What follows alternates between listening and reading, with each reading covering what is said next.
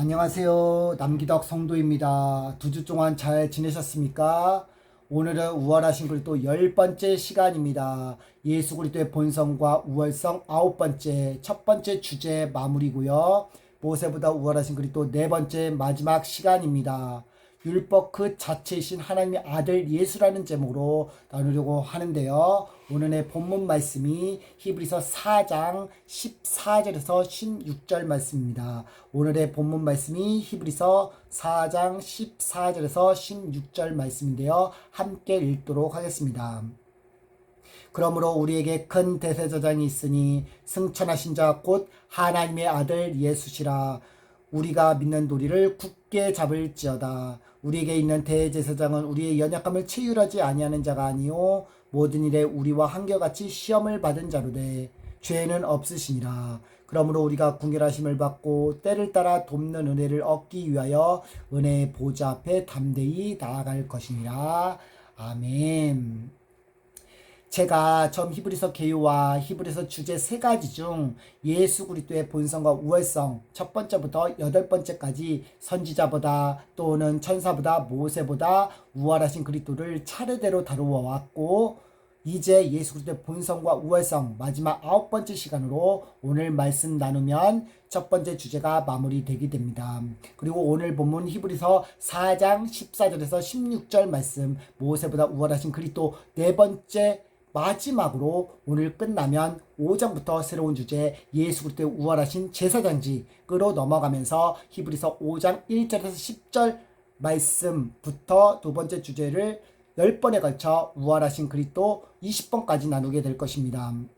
그러려면 오늘 히브리서 4장 14절에서 16절 본문 말씀을 들어가야 됩니다. 따라서 모세보다 우월하신 그리스도 4번째 마지막 율법 그 자체이신 하나님의 아들 예수라는 제목으로 우리 주님의 말씀을 증거하고자 하니 그 은혜를 우리 모두 다 풍성히 누리시기를 소망합니다. 이제 본문 4장 14절을 보도록 하겠습니다. 본문 14절은 우리에게 이렇게 말씀합니다. 그러므로 우리에게 큰 대제사장이 있으니 승천하신 자 곧 하나님의 아들 예수시라. 우리가 믿는 도리를 굳게 잡을지어다 라고 언급하는데, 이것은 다음에 나누는 주제 예수 그리스도의 우월하신 제사장직이 나타내게 될 사실을 염두하는 본문의 첫 구절로서 대제사장에 관하여 잘 드러나는 구약 성경 말씀 그 진리를 분명히 하기 위해 윗구절 12절에서 13절과 연결함으로 보다 나은 주님의 뜻을 구체적으로 본문의 하나님의 말씀을 상기시키고자 그러므로라고 하는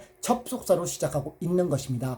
따라서 하나님의 말씀이 구약 성경 토대로 어떻게 주어졌으며 이 말씀이 무엇을 증거하고자 계시하여 주셨는지 이 사실에 대해서 제대로 알려주고 싶었던 것이에요. 그래서 뒤에 우리에게 큰 대제사장이 계시니 하면서 레위기의 추석사답게 히브리서는 그의 거룩하심과 그가 거룩하게 하실 그 일을 선포하고 있습니다만, 이 사실을 본문 대제사장이라는 단어에서 그대로 드러납니다. 우월하신 그리스도 6번째에서도 언급한 바 있는데, 이 단어는 아르키에루스, 헬라어로서 유대인의 표상으로서 그리스도가 실제가 돼서 이 땅에 오셔서 우리를 구원을 시작하여 대제사장으로서 우리의 죄를 짊어지시고 담당하여 화목제물 되어 우리를 위하여 구원의 중보자로서 우리의 근본적인 죄 문제를 완전히 해결하신 영원한 대제사장, 그 의의 직분을 잘 설명해 주고 있는데요. 이 말씀은 히브리서 3장 1절과 이어지는 말씀으로 구약 성경은 율법으로 구성되어 있기 때문에 그 율법 자체가 하나님의 구원 계획 속에 오시는 하나님의 아들 예수 그리스도의 하실 사역과 사명으로서 우리가 붙잡아야 할 예수 그리스도의 말씀으로 본문은 등장합니다.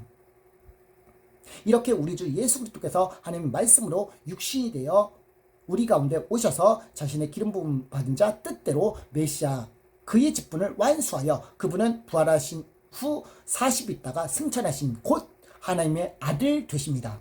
그런데 예수 그리스도를 승천하시니 하며 하나님의 아들로 동일성을 가지고 설명하려고 하는 것은 예수 그리스도께서 승천하신 분명한 목적을 드러내기 때문입니다.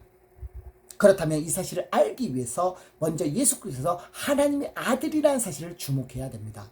여기 아들이라는 단어가 예전에도 얘기했지만 휘오스 왕권을 상징하기에 예수 그리스도께서 승천하시고 하나님의 오른편에 앉으셔서 그분의 권능으로 하나님 나라를 통치하실 것이기에 본문에서 승천하시니 하며 하나님의 아들로 예수 그리스도를 표현하고 있는 것입니다. 그렇다면 예수 그리스도는 승천하신 자로 하늘에 들어가서 무엇을 하실까?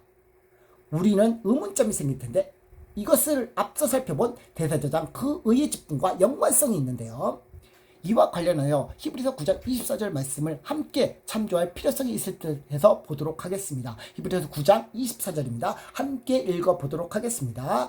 그리스도께서는 참 것의 그림자의 손으로 만든 성도에 들어가지 아니하시고 오직 참 하늘에 들어가사 이제 우리를 위하여 하나님 앞에 나타나시고 라고 하나님 말씀을 하십니다. 히브리서 9장은 히브리서 한 핵심장으로서 구약의 선막과 제사제도와 그것의 모양인 하늘에 있는 하나님의 성전에서 예수 그리스도가 하실 일과 비교하여 설명하여 주고 있습니다만 그것은 예수 그리스도가 하늘에 들어가서 그곳에서 대제사장으로서 하실 그 거룩한 처소의 완성은 하나님께서 그의 발 아래 모든 만물을 두심으로써 그의 통치가 모든 것에 어떻게 비치게 될지 나타내고 있는 것입니다.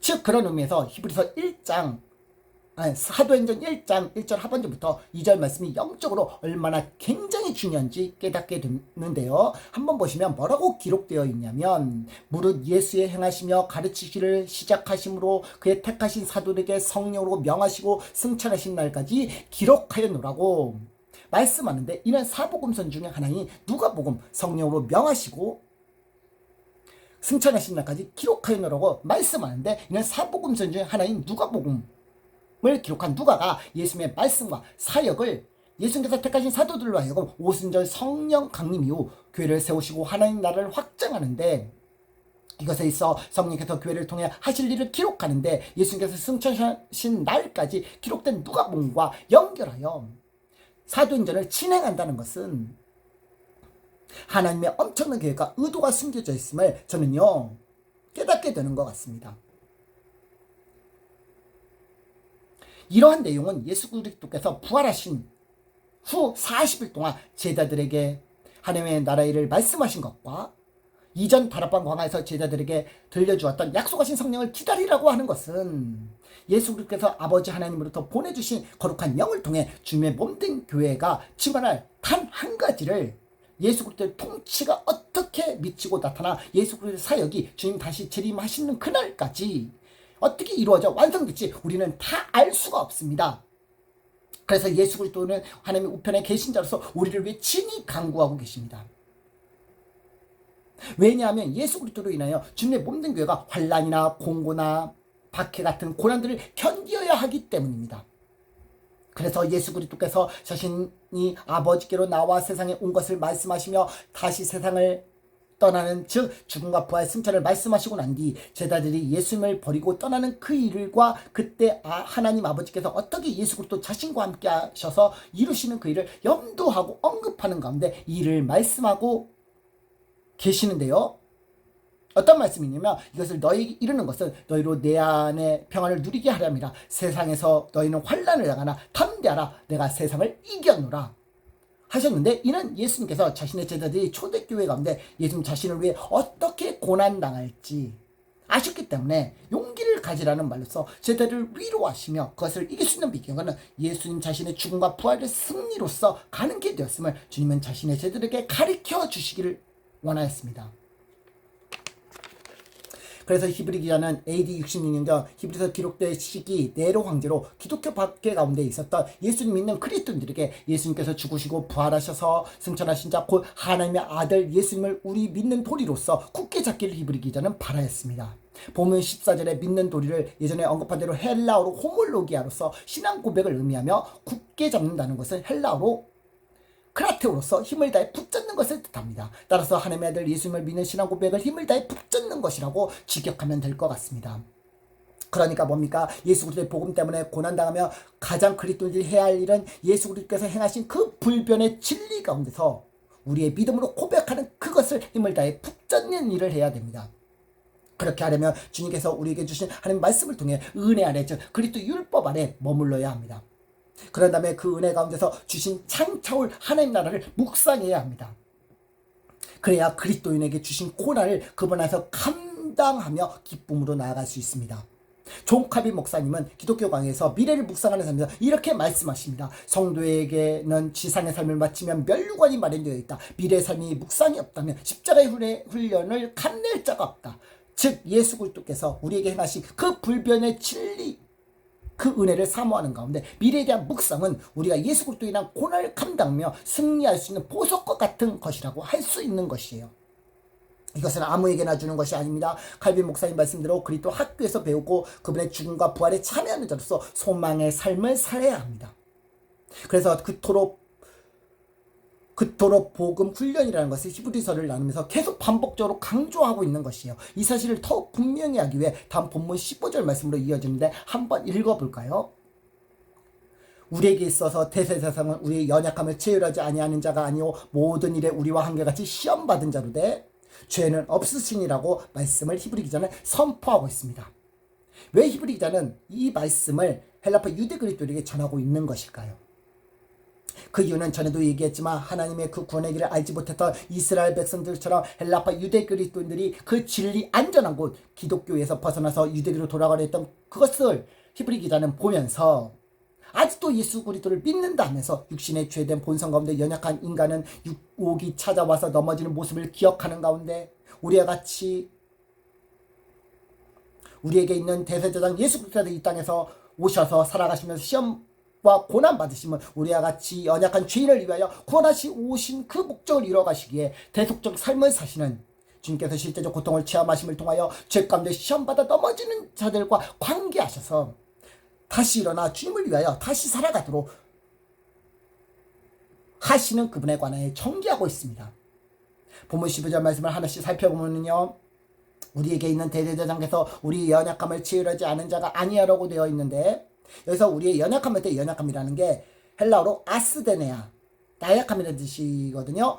이것이 아스데네스, 무력함이라는 형용사에서 왔습니다. 그리고 뒤에 체휼하지 않는 자 할 때 체휼은 헬라어로 심파데오로서 동정심인데, 이게 심파데스, 동료의식에서 유래한 단어로서 예수 그리스도께서 참 하나님이시면서 참 인간으로서 죄인된 인간이 가지고 있는 그 인간의 연약함과 다르지만 우리 인간과 같이 춥고 덥고 배고프고 그 고통을 느끼시는 이러한 인간의 육체의 한계를 경험하심으로써 우리 인간의 연약함을 주님께서 짊어지시고 담당하심으로 대속의 삶을 사심으로써 우리 인간 입장에서 당연히 예수 그리스도의 자신의 한몸된 지체의식을 가질 수 있는 것이에요.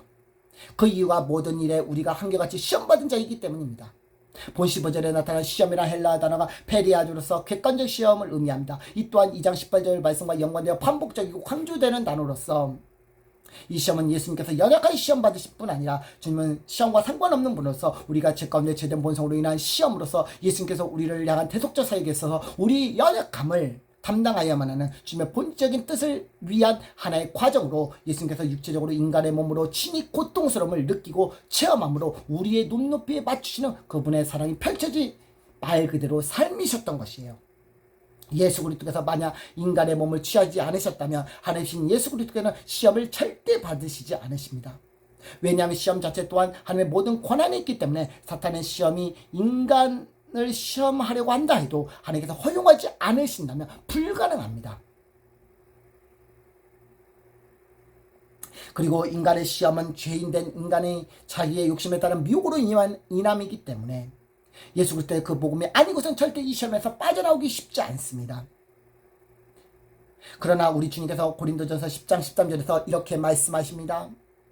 사람이 감당할 시험 밖에는 너희에게 당할 것이 없나니 오직 하나님의 미쁘사 너희가 감당하지 못할 시험 당함을 허락치 아니하시고 시험 당할 쯤에 피할 길을 내사 너희로 능히 감당케 하시느니라. 아멘. 기록되어져 있는데 이 말씀은 그냥 단순히 시험의 문제가 아니었습니다. 바울이 이 말씀을 고린도교에 언급할 때는 구약의 이스라엘 백성을 예를 들어서 광야에서 불순종한 그들의 우상숭배와 죄를 통해서 고린도교회가 현재 나타나고 있는 문제를 나타내는 시험이었기 때문에 매우 심각한 영적인 상태에 놓여 있었습니다. 근데 이런 상황에 사람이 감당할 시험밖에 없다고 바로 말하고 있을까? 의구심이 들기도 할지 모르겠습니다. 이는 하나님께서 이런 시험이 그냥 주시는 것이 아니라 하나님께서 이 시험을 그냥 두시는 이유가 있으시다는 의미입니다. 뒤에 시험 당할 쯤에 피하기를 내사 너희로 감당하게 하신다는 것이 따라온다는 것은 이 시험은 한정된 시험으로서 고린도 교회의 성도들에게 이 고난 특별히 유익이 될 것이라고 바울은 보았던 것 같습니다.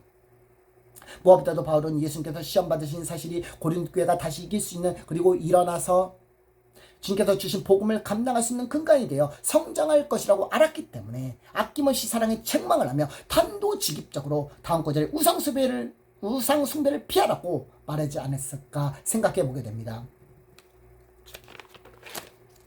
이러한 바울의 사도의 책망은, 사랑의 책망은 역설적이기도 고린도 교회 성도들에게 영적으로 끼워주는 작용을 해 고린도 교회 여러 문제, 교회 분열, 도덕적 윤리, 우상제물, 방종 문제, 이혼, 음행 등 수많은 문제들을 하나님께서 주신 지혜를 가지고 잘 풀어가며 교회의 원래 본연의 위치로 갈 수 있는 키트를 마련해주는 중요한 입지를 세우는 근간이 되게 하였을 것입니다. 또한 이런 고린도 교회에서 주어진 시험 가운데 고린도 교회 성도들이 훈련되고 인내되어진다면, 어떤 시험이 다가올 쯤에 훈련이 된 이 사실을 알고 대처한다면 더욱 피할 수 있어서 그 시간을 잘 참아내게끔 주님은 하신다는 것이죠. 따라서 이것을 통해 우리가 깨달아야 할 것은, 주님을 믿는 우리는 주님께서 하실 일 바라보며 죄던 세상에서 말씀과 기도를 통해서 주님과 전인격적인 교제를 함을 통해서 주님께서 하실 말씀에 반응하여 의지적으로 적용하는 삶이 따라와야 하는 것입니다. 바울 사도는 자신의 지식과 교회에서 배운 것을 통해 자라고 있다고 자만해 있는 고린도 교회에게 자신의 책망으로 인한 찔림이 돼서 그 말씀에 반응하여 의지적으로 적용되길 바라였습니다. 오늘날 한국교회가 이와 같습니다. 하나님께서 주신 말씀을 고린도 교회처럼 내가 어느 정도 배웠다고 생각을 하며 자만하고 하나님 말씀에 듣지 않을 뿐 아니라 자기 이념을, 자기 따라 순종을 강조하는 시대가 되었습니다. 예수 그리스도의 사랑이 실천은 행하지 않고 오히려 그 이념을 가지고 환영을 청주하며 판단하는 눈을 범하고 있습니다. 요즘 특히 SNS나 유튜브를 보면 기가 차는 게, 어떤 사람의 말을 가지고 오려면 최소한으로 그 사람이 말하고자 하는 의도를 알고 그것에 맞게 지적하면 얼마나 충분히 이해하고 받아줄 수 있는데, 이것을 끌어다가 악의적으로 판단하여 억으로 끄는 것은 쉽게 말하면 심하게 말해서 죄송하지만 욕하는 것보다 더 악하고 비인격적인 것으로 저는 도저히 용납이 되지 않습니다. 물론 한국교회와 한국사회가 공산주의로 작용화되어 있고, 더 나아가 이런 가운데 6.3 지방선거로 인하여 부정선거 의혹이 제기되어 있고, 이런 불의를 보고 외쳐야 하고 하는 게 맞습니다만, 그렇다고 해서 내가 가지고 있는 지식이 많다고 하여 자만하여 하나님 말씀을 근거하여 권하는 것을 듣지 않고, 아무리 이념 전쟁이라 하지만 천하보다 귀한 한 영혼을 그리스도 예수 안에서 사랑하지 않고 한 지체의 말을 왜곡하여 악마한다면 어떻게 하나님께서 지으신 창조 질서가 합당한 수능을 해갈 수 있을까? 저는 의문점이 생깁니다. 그렇기 때문에 잘못된 방식으로 외치는 것은 교회적이 되지 않습니다. 잘못된 방식으로 외치는 것은 주님을 진노케 합니다. 우리가 공산주의에 반대하는 것이지 하나님께서 창조된 영혼을 적대라는 말이 아닙니다. 마태복음 5장 40절에 나는 너희에게 이르노니 너희의 원수를 사랑하며 너희를 핍박하는 자를 위하여 기도하라고 하였습니다. 근데 본문에 가만히 보면 원수를 사랑하는 것이 옆에 있는 미워하는 사람 정도 사랑하는 것일까요? 물론 지금은 대한민국 자유민주주의 체제에 살고 있으니까 그게 와닿지 않나요? 하지만 지금 대한민국에서 일어난 현실을 보십시오. 이념전제 속에 하나님이 대적하고 박해하는 세력이 있습니다. 그 가운데 법을 통해 온갖 압법, 차별금지법, 납태법, 종교법, 회사법 등등 우리 그리스도인들이 자유를 조금씩 억압해 오고 있습니다. 즉 기독교 종합탄압이라는 폭포 같은 시련이 언젠가 한국교회에 더 심하게 몰아쳐 올 수도 있습니다. 그러한 이때 쓰는 본문이 오늘 같은 말씀입니다. 원수 사랑의 본질은 우리가 예수 믿기 전 본지적 진노의 자식으로 주님 보시기에 원수됐던 그가 우리였는데, 이 사실을 알고 나를 박해하는 그 원수도 사랑을 품는 게 기독교 정신입니다.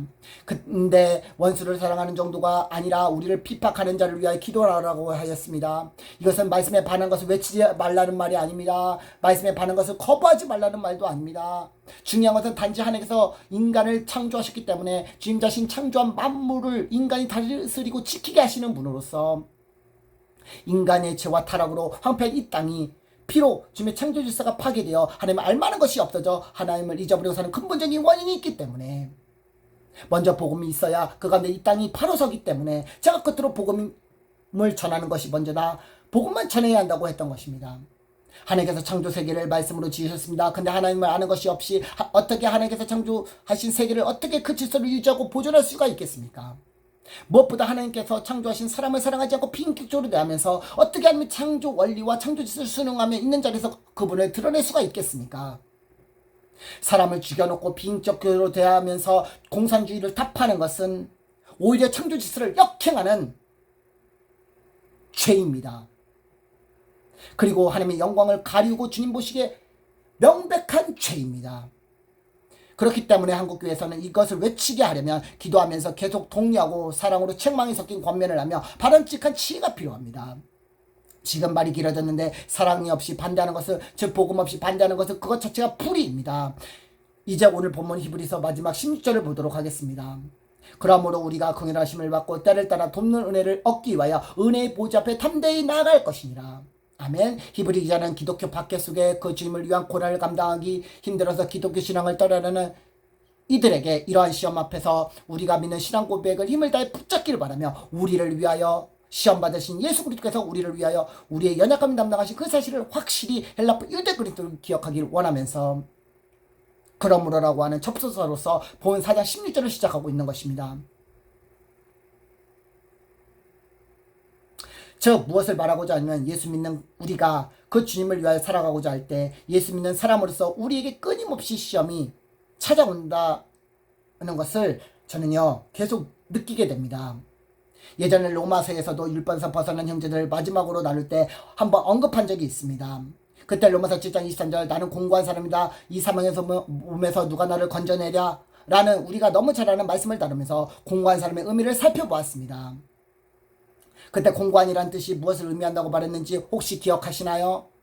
제가 다시 그때로 돌아가서 말씀드리자면 공고한이라 해당하는 단어가 헬라어로서 탈라이프로스, 이게 탈라톤페이라라는 단어에서 파생한 단어로서 여기 나타난 탈라톤이 마태복음 25장 15절에 나타난 달란트 비유에서 말하는 그 달란트입니다. 그러면서 여기서 탈라톤이 균형 잡히다는 뜻이라고 했고 뒤에 페이라는 뜻이 시험이라는 뜻으로서 한마디로 말하면 균형 잡히 믿는 자로서 마땅히 받는 시험이라고 말한다고 그때도 얘기하였습니다. 즉 믿는 자로서 마땅히 받는 영속적 시련으로서 십자가의 길을 가는 가운데 주님을 위해 살아갈 때 끊임없이 부딪히는 시험으로서 죄된 본성 가운데 시험이 있어요. 예수 믿고 살아가는 우리지만 아직도 우리 몸은 죄된 육신 가운데 있고 연약한 인간이기 때문에 예수 믿는 우리는 늘 시험을 달고 살아야 한다고 지난번에 나눴습니다. 그때 그러면서 히브리서 11장 36절 37절 말씀을 인용하였는데 한번 읽어볼까요? 또 어떤 이들은 희롱과 채찍질과 뿐 아니라 결박과 옥에 갇히는 시험도 받았으며 30절 돌로 치는 것과 톱으로 켜는 것과 시험과 칼에 죽는 것을 당하고 양과 염소의 가죽을 입고 유리하여 궁핍과 환난과 학대를 받았으니 라고 기록되어져 있습니다. 앞에 36절에 나오는 시험은 방금 로마서에서 얘기하며 언급한 탈라톤페리라 할 때 페이라에 해당하는 단어이고 37절은 시험은 페리아죠. 객관적 시험으로서 본문을 다루면서 언급한 그 시험과 같은 단어입니다. 이 두 단어를 히브리서 11장 믿음장에서 예수 믿는 자로서 실질적인 삶, 믿음의 증거로 실시되는 구절로서 반복되어 나타나는 이유가 있는데요. 그것은 예수 그리스도께서 믿는 자로서 그 고난과 그 영속적 시련 속에 끊임없이 인내해야만은 연약한 인간이 무엇을 필요로 하고 무엇을 의지해야 하는지 보여줍니다. 이런 관점에서 본문의 마지막 구절은 굉장히 중요합니다. 우리가 긍휼하심을 받고 때를 따라 돕는 은혜를 돕기 위하여 우리가 은혜의 보좌 앞에 담대히 나가야 하는 이유인 것입니다. 그다음 본문 16절에 나타난 긍휼하심을 받는다는 것과 때를 따라 돕는다는 의미가 도대체 무엇일까요? 먼저 긍휼하심을 받는다는 것은 죄로 인하여 죽을 수밖에 없는 지옥 갈 마땅한 죄인에게 베푸신 자비를 의미하고 뒤에 때를 따라 돕는 은혜를 얻는다는 것은 적당한 시기에 진리에 관하여 갈급하여 죽을 수밖에 없는 죄인에게 베푸신 호의로서 구원의 길을 아는 길을 발견하는 데 목적성이 있음을 시사해주고 있습니다. 따라서 헬라파 유대 그리스도인들이 죄로 인하여 죽을 수밖에 없는 죄인으로서 그들은 고난으로 인하여 기독교 신앙을 떠나는 그들에게 히브리 기자의 목적은 그들이 행하는 잘못된 죄에서 주님의 긍휼하심과 주님의 은혜를 발견하기 위해서는 반드시 선행되어야 하는 것이 주님 말씀, 즉 불변의 진리 예수 그리스도의 복음을 들을 때 주어지는 것이기 때문에 은혜의 보좌 앞에 담대히 나아가라고 히브리의 권함은 당연한 것이 아닐 수가 없습니다. 은혜의 보좌 앞에 담대히 나아가라고 하는 것은 지난번에도 얘기했지만 히브리 기자의 은혜의 보좌 앞에 초대는 지난 시간에도 나누었지만 그리스도로부터 참 안식을 누리게 함에 있습니다. 그리스도부터 참 안식을 누리기 위해서는 그 은혜의 보좌 앞에 담대히 나아가야 합니다. 헬라어로 담대히가 파르레시아, 숨김없이 마람을 의미한데, 즉 우리의 만왕의 왕이시고 우리의 주권자 되시는 주님 앞에 그 통치하시는 그분 아래 우리의 모든 것이 숨김없이 다 드러나는 가운데 예수 그리스도의 그 보배로운 그 피가 우리 죄를 덮고 우리를 다시 살게 하시니 그분으로부터 오는 죄로부터 자유가 창조를 하는 나라의 영광과 그 나라를 바라보며 주님을 위해 다시금 살게 하시기에 히브리 기자가 알레파 유대 그리스도인에게 권했던 사실이 그대로 우리에게 삶이 적용되어 하나님 자녀로서 마땅히 살아가게 하실 줄 믿습니다. 여러분, 우리를 위하여 시험을 당하신 예수 그리스도를 바라보십시오. 그 예수 그리스도를 통해 오는 복음의 능력을 믿으십시오. 그 주님께서 우리와 여전히 함께 하십니다. 그 주님께서 우리의 모든 삶을 이끌어 가십니다. 그러니 온전히 주님께서 우리를 통해 하실 일을 바라보며 매일매일 증거하는 우리 모두 되시기를 바랍니다. 아멘.